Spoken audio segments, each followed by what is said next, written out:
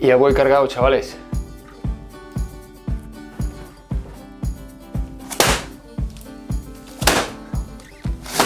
Hoy veremos cómo se coloca tarima flotante. Un vídeo lo nunca visto en YouTube. Pero no como muchos vídeos demostrando cómo se colocan unas piezas con otras en una habitación cuadrada. No. Veremos cómo replantear el sentido de colocación, cómo colocarlo sin ninguna ayuda, qué tipo de aislamiento tenemos que comprar y muchos trucos que nadie quiere desvelártelo. ¡Comenzamos!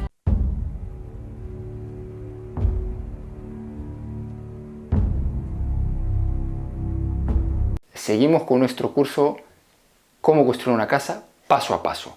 Aquí tenemos el link con todos los vídeos que hemos subido hasta ahora. Sabemos que las marcas y las medidas son una cosa muy importante a la hora de elegir cualquier tipo de suelo, sea laminado o azulejo porcelánico o lo que sea. Pero nosotros no vamos a dedicar ni un minuto en estos temas. Lo más importante es que la tarima flotante tiene unas características que son de la dureza. AC5, AC4, AC3. Lo más básico es AC3. Cuando más elevado está el número, es mejor.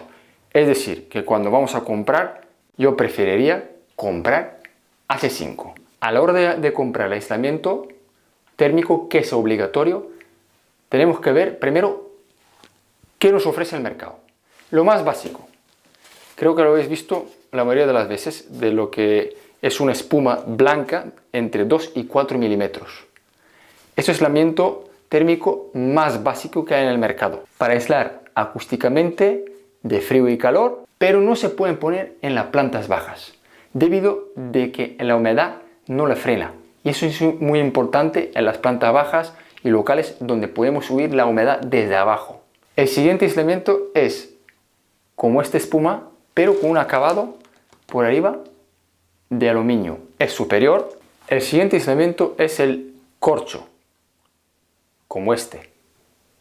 Hay muchas variedades y grosores, pero ellos también no frenan la humedad. El superior de todos lo que hemos indicado hasta ahora es este tipo de aislamiento térmico, que es como si fuera goma eva. Pero hay mejores, como por ejemplo esta, que tiene un acabado de aluminio. Eso es la preferible para mí. O es esta, que es, al lugar de aluminio, con una capa de plástico. Luego os voy a comentar un consejo en caso de que tenéis que poner tarima flotante en plantas bajas, para que os aseguréis que la humedad no lo va a afectar, aunque utilicéis el aislamiento más caro que hay en el mundo.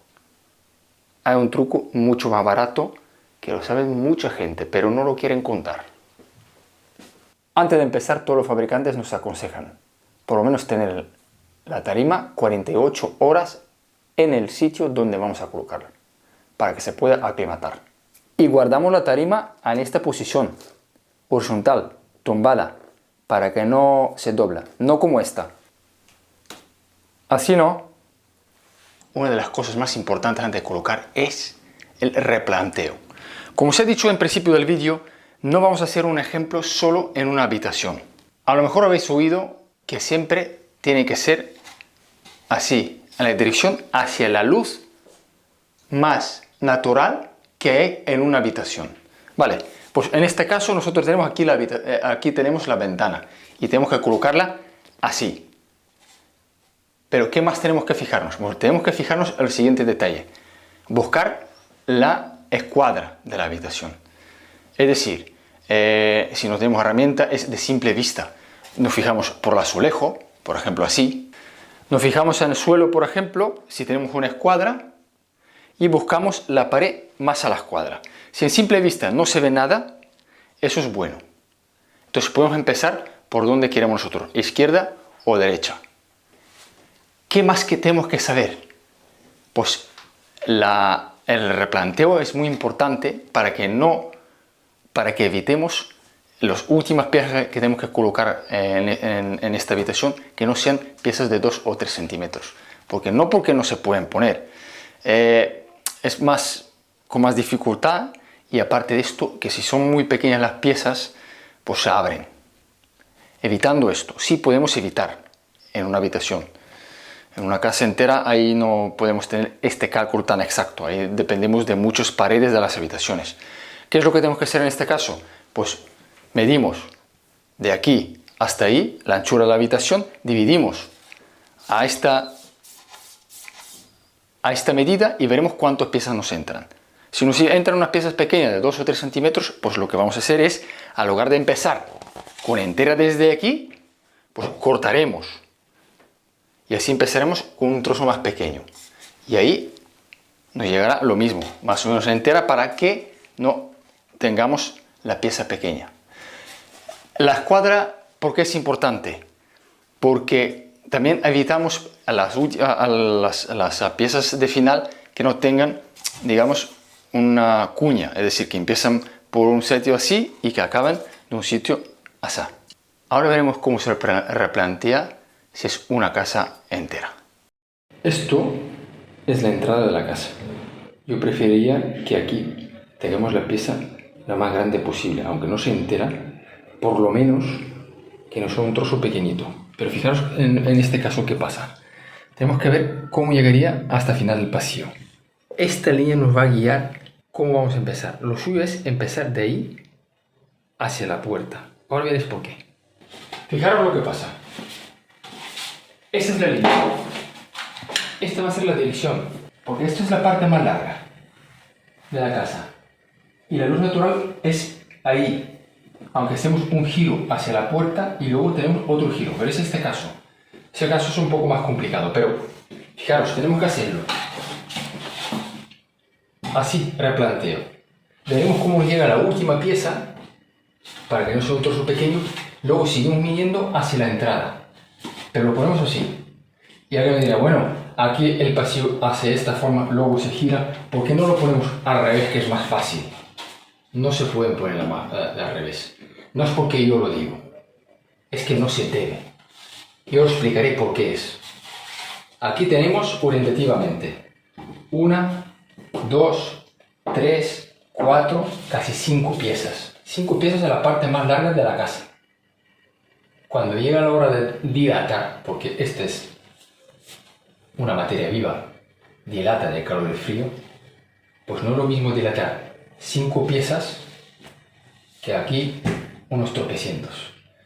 Seguramente con el tiempo tocará a una pared y se bufará todo para arriba y diréis, ¿por qué ha pasado? Por eso nunca se tiene que poner a lo ancho del pasillo. Vamos para acá. Continuamos.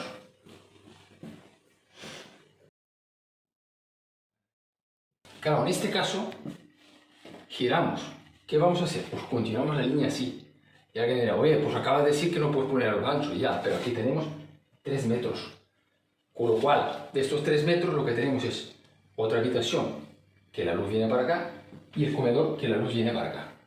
Tenemos 3 piezas y a lo largo. 3 piezas y a lo largo. No es lo mismo un pasillo cerrado. Vamos a poner primero el aislamiento. Hemos dicho que la dirección de la tarima va a ser así. Entonces lo que vamos a hacer con el aislamiento es todo lo contrario, la perpendicular. Aunque las instrucciones no lo dicen. Un consejo de mi parte. Ponerlo al revés por un motivo. Como veis, está enrollado así.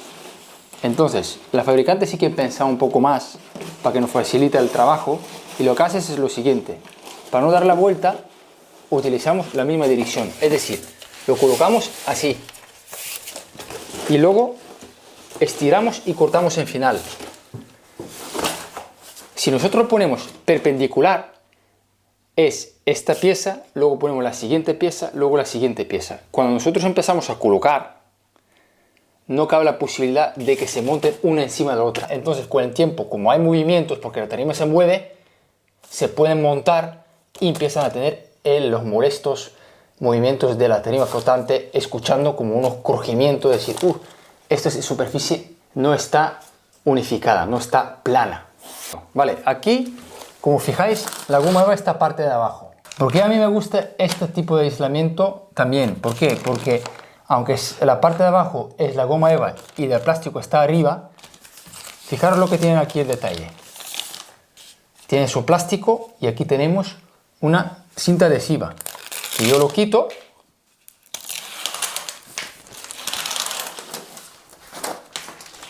lo arrimo, no lo monto encima y para proteger la tarima por la humedad, lo pego aquí. No se monta encima, tenéis que tener muchísimo cuidado. Y ahora el consejo, si tenemos que poner una planta baja. Y lo único lo que hemos hecho es utilizar este tipo de aislamiento, pero por debajo lo que ponemos es plástico. Ponemos toda la superficie con plástico subiendo unos 4 dedos por encima de la pared. Así no permitimos que la humedad sube por encima. ¿Qué herramienta necesitamos para colocar la tarima flotante? Aquí tenemos un martillo, esta herramienta, un taco de plástico y unas cuñas de plástico, un lápiz y un metro y poco más. Por lo menos yo no necesito eso, aunque no soy un fenómeno, pero con esto sobra. Ahora sí, para cortar tenemos unas máquinas de corte. ¿Qué tipo de máquinas podemos utilizar? Pues aquí tengo un enlace con 2 tipos de máquinas que podéis comparar cuál de los dos os gusta más a la hora de comprar. Y ya está. Empezamos con la colocación, pero antes os explicaré estas cuñas cómo funcionan.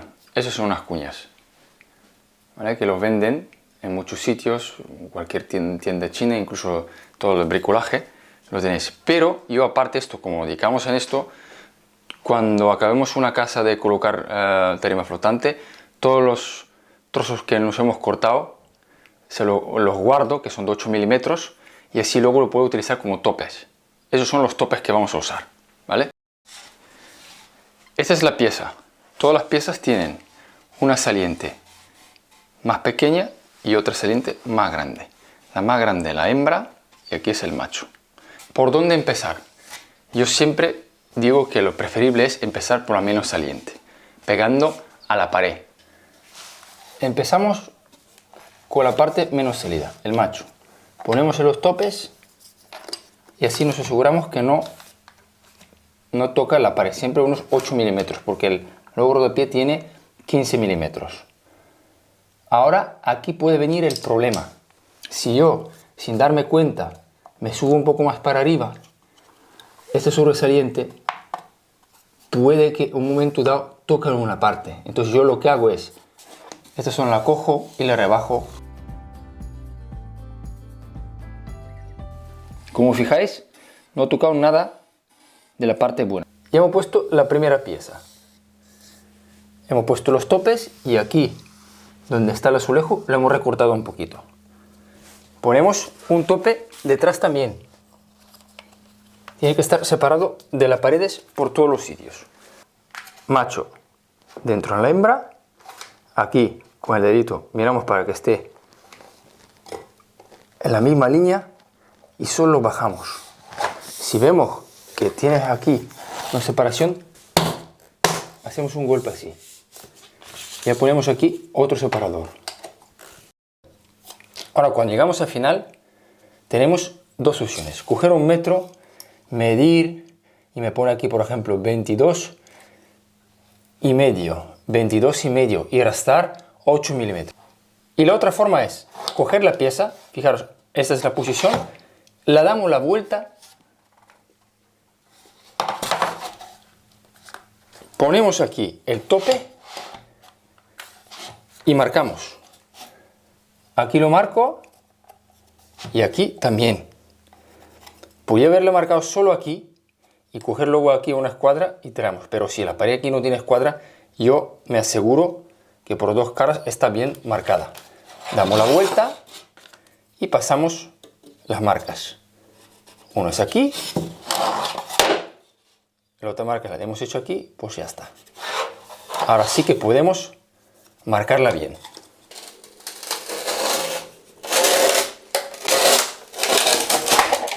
Como fijáis, con la guillotina, la parte de arriba está muy bien. Por la parte de abajo está como si fuera mordida, pero eso no nos importa. Ponemos la última pieza y la encajamos igual que los demás. Fijaros que aquí no puedo bajarla muy bien, entonces lo que hacemos es utilizando la otra herramienta. Esta es la otra herramienta, tiene esta forma. Por aquí golpeamos y por aquí metemos ahí donde está. Fijaros lo que hago. Un golpe.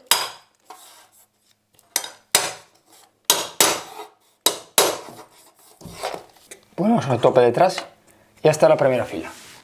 El trozo que hemos cortado, el resto del trozo lo vamos a empezar con él. Lo mismo, ponemos un tope aquí y lo marcamos. ¿Qué sucede?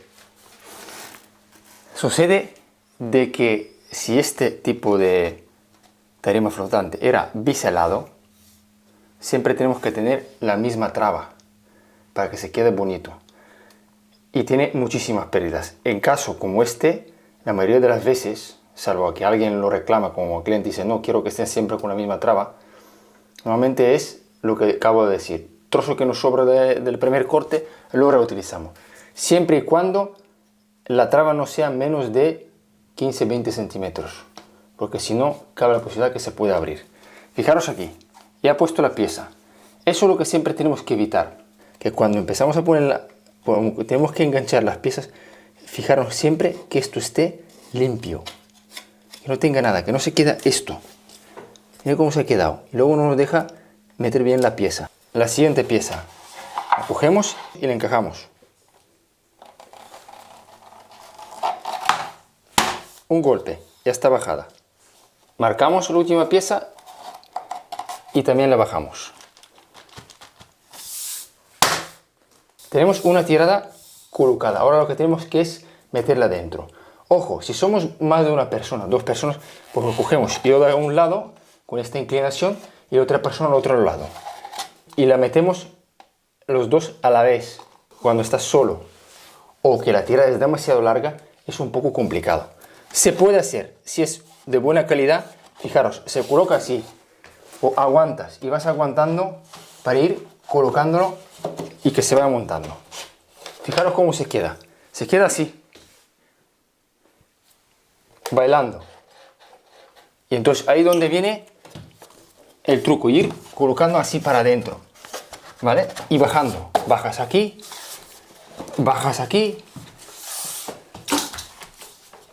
ves bajando y bajas. Que la mayoría de las veces no va a ocurrir esto, porque estas son dos piezas y medias. Entonces tenemos que colocarla una por una. ¿Cómo se coloca? Vamos a desmontarlo y ya lo veréis. Empezamos con la primera pieza. Un ángulo, colocamos y así tiene que ser un clic. Luego viene la siguiente. Si yo lo pongo así, no puedo bajarla. Me tocará otra vez levantar y poner las dos a la vez. Entonces lo que hacemos es cogerla primero, la encajamos bien. Y ahora esto, ¿cómo lo bajamos? Pues fácil. Nos vamos a la otra punta.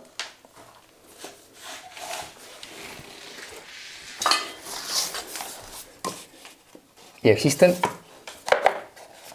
estos golpeadores. La bajamos un poco más para abajo y así empezamos a dar golpes.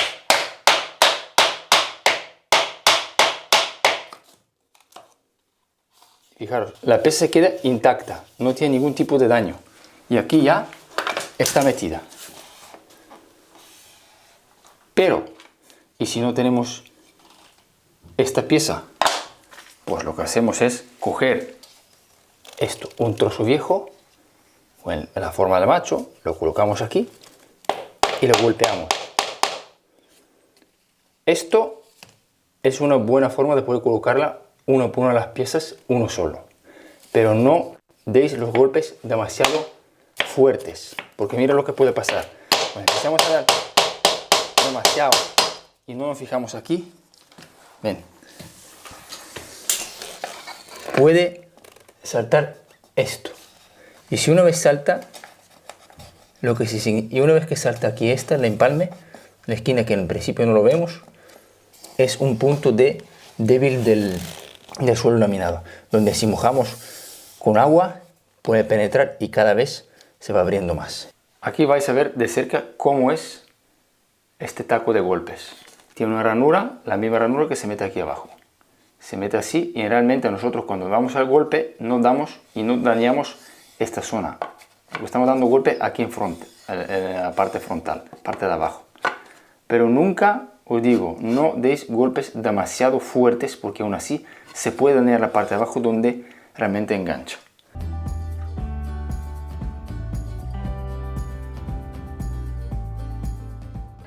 Lo más complicado es hacer las primeras 3 o 4 filas para que se haga un cuerpo un poco más firme y así ya cada vez que golpeáis no se mueven las piezas.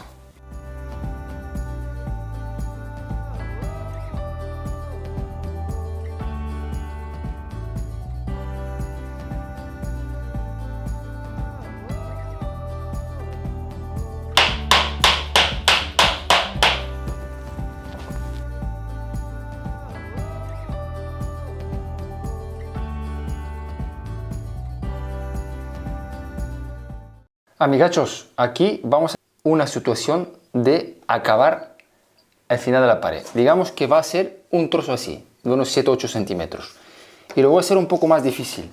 Además que va a acabar con 7-8 centímetros, vamos a ponerlo esta vez al revés.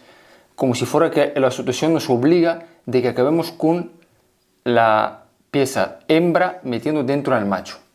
¿Qué es lo que vamos a hacer en este caso? Vamos a medir primero esta pieza. ¿Cómo se mide? Fácil. La pieza va a entrar así. Entonces, ¿cómo se mide? Como no sabemos, podemos medirlo tanto con el metro, pero como no sabemos si la pared tiene irregularidades, lo que vamos a hacer es esto. Damos otra vez la vuelta. Ponemos aquí el tope y la otra parte a tope. Y lo marcamos. Aquí también lo marcamos. Lo que está marcado lo pasamos. Cogemos otra pieza. La ajustamos donde están las marcas y ya tenemos la pieza preparada. Esta es la pieza que nos va a servir. Ya tenemos la pieza. Fijaros, la parte de la hembra tiene que entrar. Es un poco más complicado. Lo que os voy a aconsejar es lo siguiente. Si tenemos que hacer toda la tirada, cortamos todas las piezas, las montamos todas y luego ya metemos aquí. Fijaros cómo está inclinado. Ahora viene esta herramienta. Para de golpe, aquí. Para de golpe, así. Esa es la función de esta herramienta. El siguiente truco que os puedo explicar. Aquí en esta casa se vive, como fijáis. Es decir, que no podemos quitar ahora mismo los premarcos y las puertas. Las puertas se tienen que recortar, eso se tiene que recortar, pero los premarcos, ¿qué hacemos con los premarcos? Si fuera una forma que necesitamos hacer, esta herramienta es muy buena, porque fijaros, lo que hace es copiar la forma que tenemos que cortar, ¿vale? Y así ya lo tenemos. Y únicamente lo que hacemos es luego coger, esa es la parte de donde nos marca. Pongo aquí yo la pieza y fijaros lo que hago. Lo recorto y ya sé cómo tengo que recortar la forma. Pero aquí no, porque ¿cómo lo vamos a tapar encima con el rodapiés? Rodapiés, lógicamente, si esto tuviéramos que hacerlo, tenemos que arrancar todos estos rodapiés, eso ir más para adentro y tapar con los rodapiés nuevos que es de la propia tarima flotante. Y esto tenemos que recortarlo. Es solo la tapa junta. Teniendo un serrucho plano como estos, lo que hago es lo apoyo aquí y lo marco. Entonces todo esto lo que tenemos que recortarlo lo más por dentro posible, llegando hasta donde está el premarco. Y si tenemos que quitarlo con un escarpe o algo, rebajar un poco más la madera, porque esto se va a meter para adentro con la forma que hemos hecho. Se le mete para adentro, esto por encima lo tapa, pero nunca tiene que tocar ningún elemento, sea madera o sea la pared.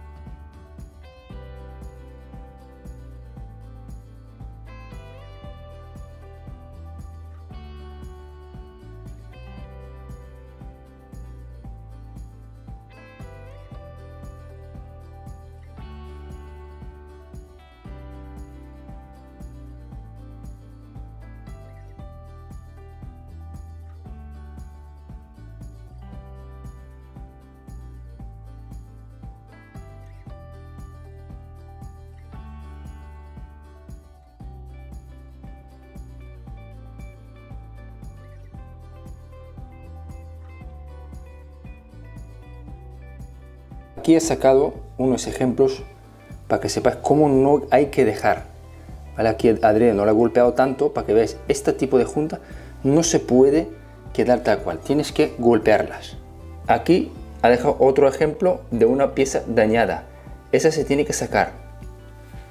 Amigachos, espero que os haya gustado el vídeo. En un caso real, me gustaría que sea un piso donde podemos grabar y así lo veis de verdad, un piso totalmente acabado, pero aquí tengo la oportunidad de enseñaros en caso de que la vivienda ya está habilitada, es decir, tenemos que recortar puertas, premarcos y veis cómo tenemos que replantear una casa. Os espero en el próximo vídeo. Hasta luego.